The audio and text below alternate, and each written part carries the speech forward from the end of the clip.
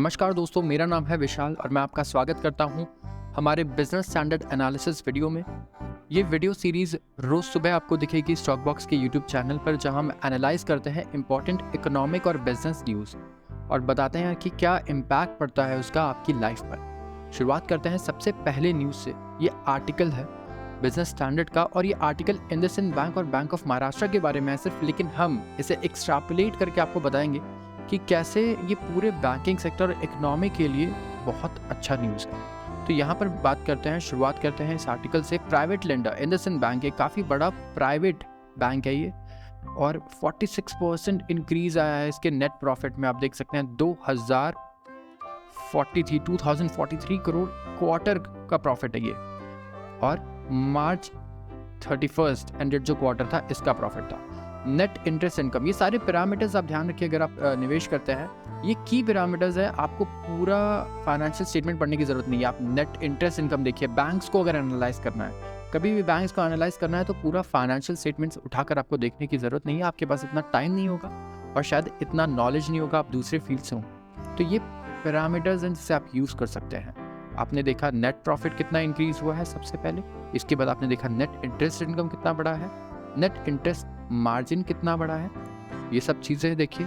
इसके बाद है यील्ड ऑन एसेट्स, ये भी इंपॉर्टेंट है। 9.2% था इस क्वार्टर के अगेंस्ट 8.28। कॉस्ट ऑफ फंड, ये बैंक्स के लिए बहुत इंपॉर्टेंट होता है क्योंकि वो फंड्स उनके अपने पैसे नहीं होते जो दूसरों को लेंड करते हैं। तो ये देखिए 4.92% अगेंस्ट 4.08। लोन ग्रोथ, कितना लोन ग्रोथ हुआ है? क्या उस बैंक से लोग लोन लेना कम तो नहीं कर रहे? अगर ऐसा हो रहा है तो कुछ इशू ज़रूर होगा। और इसके बाद आखिरकार सबसे इम्पॉर्टेंट ये फैक्टर है जो बहुत बड़ा इशू था, ये एसेट क्वालिटी।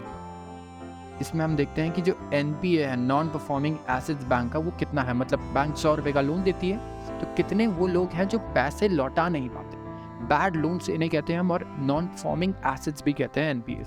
ये बहुत इंपॉर्टेंट पैरामीटर्स है। इससे पता लगता है कि बैंक कितना एफिशिएंटली लोन दे पा रही है, कितने अच्छे लोगों को लोन दे पा रही है, और कहीं मिसयूज तो नहीं कर रहे हैं बैंकिंग के लोग अपने पावर का, और लेट्स से अपने रिश्तेदारों को लोन दे रहे हैं जो रीपे ना कर पाए। और ऐसा इंडियन हिस्ट्री में पिछले 15 सालों में कई ऐसे केसेस देखे गए हैं, तो इसका ज़रूर ध्यान दें आप। तो यहाँ पर आप देख सकते हैं कि इंडसइंड बैंक ने बहुत अच्छा परफॉर्म किया है, बैंक ऑफ महाराष्ट्र ने भी बहुत अच्छा परफॉर्म किया। ये है पब्लिक सेक्टर बैंक, तो यहाँ हम पब्लिक और प्राइवेट दोनों सेक्टर्स की बात करेंगे। 136% year on year growth net profit का। तो देखिए, अब मैं क्यों कह रहा हूँ कि बैंकिंग सेक्टर के लिए हम एक्सट्रापोलेट कर सकते हैं, क्योंकि सिर्फ यही नहीं, इसके पहले ICICI बैंक के रिजल्ट्स आए, वो भी बहुत बेहतरीन थे और एस्टिमेट्स को उन्होंने बीट किया। इसका मतलब क्या है?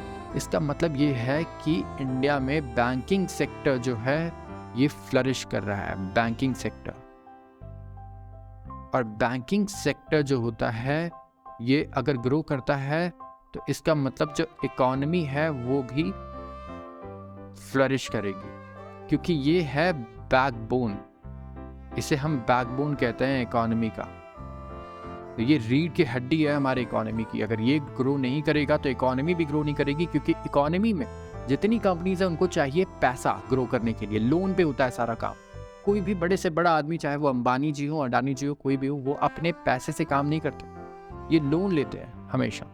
और अगर ये लोन ज़्यादा ले रहे हैं, इसका मतलब कि इन्हें लग रहा है कि ये प्रॉफिट कमा सकते हैं इस वक्त इकोनॉमी में, और इन्वेस्ट करके। तो इन्वेस्टमेंट बढ़ना मतलब लोन का भी बढ़ना होता है।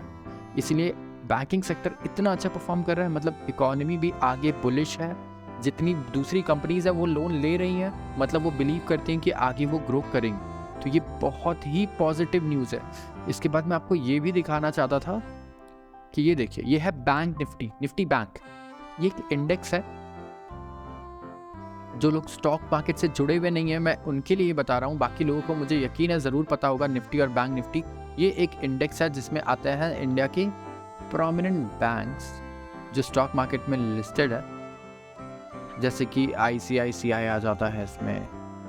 इसके बाद HDFC है, और भी है इंडसइंड बैंक भी है जिसके रिजल्ट है, और भी बहुत सारे बैंक। अब इसका चार्ट देखिए कितना अच्छा ये रिकवर कर रहा है। यहाँ से अगर देखिए, यहाँ पर इसने बॉटम बनाया और यहाँ से ये अप ट्रेंड में है। तो बैंकिंग सेक्टर सिर्फ ऐसा नहीं कि बैलेंस शीट पे ग्रो कर रहा है, फाइनेंशियल स्टेटमेंट्स पे। ये स्टॉक मार्केट में भी इसमें अच्छी तेजी आ रही है, आप देख सकते हैं। और जब मैं ये वीडियो बना रहा हूँ तो आज भी ये पॉजिटिव है, पिछले 2 दिनों से पॉजिटिव ही है।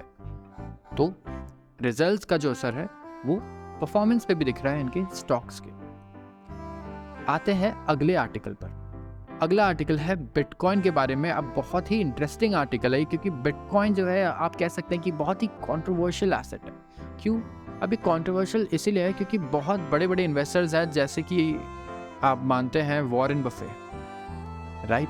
सब जानते होंगे, दुनिया के सबसे बड़े इन्वेस्टर्स में से एक। इनका मान ये कहते हैं कि मुझे कोई $1 में भी अगर बिटकॉइन देगा मैं नहीं लूँगा।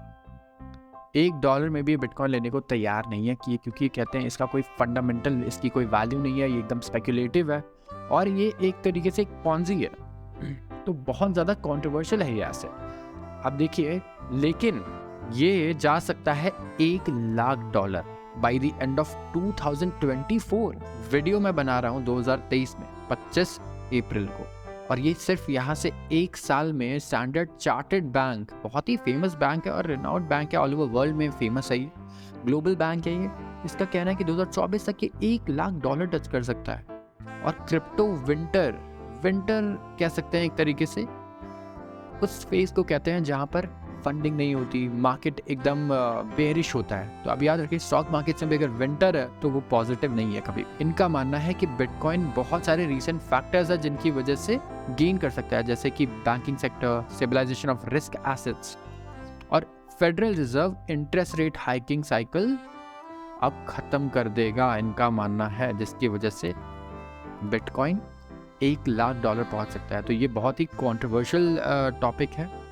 ये मेरा अपना ओपिनियन नहीं है, स्टॉक बॉक्स का ओपिनियन नहीं है, हम बता रहे हैं आपको। ये आर्टिकल में लिखा है बिजनेस स्टैंडर्ड के, और ऐसा स्टैंडर्ड चार्टर्ड बैंक ने कहा है। और इनका ये कहना है ग्लोबल इकोनॉमिक फैक्टर्स के ऊपर इन्होंने बेसिस पे ये कहा है। ये वीडियो बनाते वक्त मैं आपको चार्ट दिखाऊं, ये रहा बिटकॉइन का चार्ट। बहुत ही ज़्यादा वॉलेटाइल एसेट है, आप देख सकते हैं यहाँ पर कितनी वॉलेटिलिटी रहती है इसमें। ये देखिए, ये है इसका पॉइंट, ये करीब 27,000 पर यहाँ लो बनाया था इसने अभी कुछ दिन पहले, और अभी ये $27,345 चल रहा है।